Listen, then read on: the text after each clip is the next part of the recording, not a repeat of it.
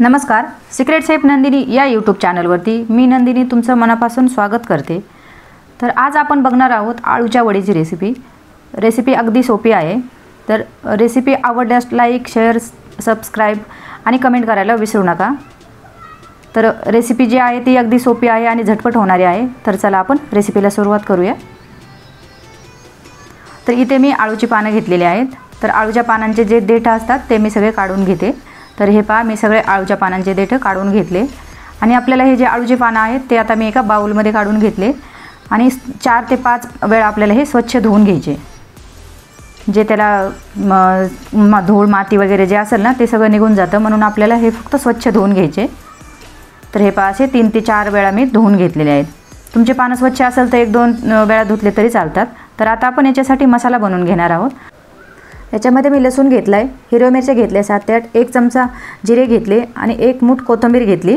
आपल्याला ही जी पेस्ट आहे ते मिक्सरमधून एकदम बारीक पेस्ट बनवून घ्यायची। तर हे पहा, अशी मी पेस्ट बनवून घेतली। तर आपली पेस्ट तयार झाली। आता आपण पुढची तयारी करूया। तर इथे मी 1 बाउल घेतला आहे, याच्यामध्ये 1 वाटी बेसन पीठ घालून घेतले, अर्धी वाटी आपल्याला तांदळाचं पीठ घ्यायचे, पाव चमचा हळद घेतली, 1 चमचा धना जिरा पावडर आणि चवीनुसार मीठ घालून घ्यायचे। याच्यामध्ये मी अर्धी वाटी पांढरे तीळ घेतले। हे तीळ माझे घरचे आहेत म्हणून थोडेसे काळे वाटत आहेत। आता याच्यामध्ये जे आपण पेस्ट बनवून घेतली होती ना हिरवी मिरचीची आणि ते पण आपण घालून घेऊ आणि व्यवस्थित हे मिक्स करून घ्यायचे आपल्याला चमच्यानेच। तर मी आता हे व्यवस्थित मिक्स करून घेते। तर आता याच्यामध्ये आपल्याला पाणी घालून घ्यायचे। तर पाणी एकदम नाही घालायचं, आपल्याला लागेल असं थोडं थोडं करून आपल्याला याची पेस्ट बनवून घ्यायची। तर हे पहा, असं मी लागेल असे थोडं थोडं करून पाणी घालून घेते।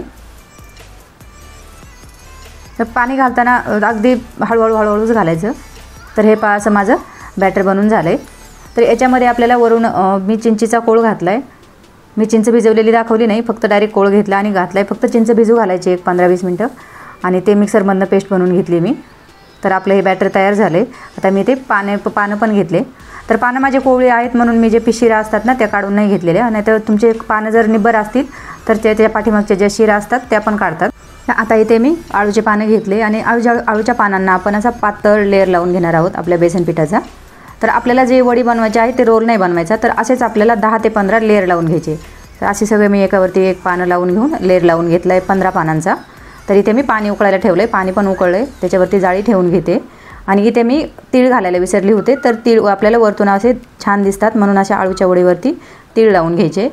इथे मी तेल ग्रेस करून चाळणी ठेवली पाण्यावरती, त्याच्यावरती आपली ही वडी आहे ती आपल्याला 15 मिनिटांसाठी वाफवून घ्यायची। तर ही आपली वडी वाफवून झाली। तर शिजली का आपल्याला बघण्यासाठी इथे मी टूथपिन घेतली। ते टूथपिन आपल्याला मधोमध घालून बघायची। तर टूथपिन अशी नाही चिकटली ना पिठाला तर म्हणायचं आपलं पीठ शिजलं। तर आपली ही वडी शिजून झाली। आता थोडी थंड होती, तर आता थंड होती तोपर्यंत मी तेल गरम करायला ठेवते। तर इथं आपली वडी पण थंड झाली। तर हे असे अलगद आपल्याला काढून घ्यायचे आणि याची जी आपल्याला वडी आहे ती आपण आता कापून घेणार आहोत। तर कापताना तुम्ही छोटी मोठी तुमच्या आवडीनुसार तुम्ही आकार देऊ शकता। तर असं मी मीडियम आपले चौकोन जे आहेत ते मी असे कापून घेते। अगदी इझी रेसिपी आहे। हे पानं जे आहेत अजिबात सुटत वगैरे काही नाहीत, तळताना पण अजिबात सुटत नाहीत, ते तुम्हाला दिसतीलच पुढे। आणि माझी पानं थोडी छोटी होती म्हणून छोटी माझं वडी जी आहे ती थोडी छोटी झाली। पानं जर मोठी असतील तर आणखी मोठे तर हे पहा, असे मी आडवे पानं कापून घेतलेली आहे। आता आपण याला चौकोनी आकार देण्यासाठी परत आता मी उभ्या बाजूने कापून घेणार आहे। तर हे पहा, एकदम आपल्याला जसा आकार द्यायचा आहे तसा आपण याला देऊ शकतो। आणि मुलं असे आगळं वेगळं काहीतरी म्हटलं तर खातात पण, हे दिसायला पण खूप छान दिसतात। तर हे पहा, असे मी सगळे कापून घेते। कापताना पण सुटत अजिबात नाहीत ना। तर हे पहा, असे आपल्या सगळ्या वड्या कापून झालेल्या आहेत। तर हे पहा, असे लेअर सुटलेले आहेत। तर तेलही गरम झाले आपलं। मी आता एक एक वडी करून तेलात तळून घेते। आता आपल्याला लो टू मिडियम गॅसवरती आपल्याला ह्या वड्या ज्या आहेत त्या तळून घ्यायच्या आहे, म्हणजे खरपूस आणि कुरकुरीत होतात। तर मी आता ह्या वड्या एक एक करून घालून घेते आणि एकदम कुरकुरीत अशा तळून घेते। तर हे पहा, आपल्या जवळचा जो बुडबुडा आहे तो बंद होत नाही तोपर्यंत आपल्याला ही दुसरी बाजू पलटवायची नाही।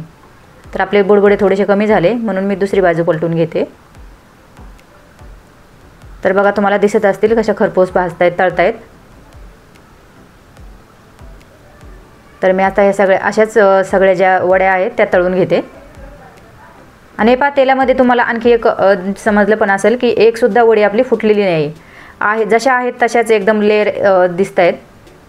10 ते 15 पानांची जो लेअर आहे तो एकदम समोर दिसतोय आपल्याला.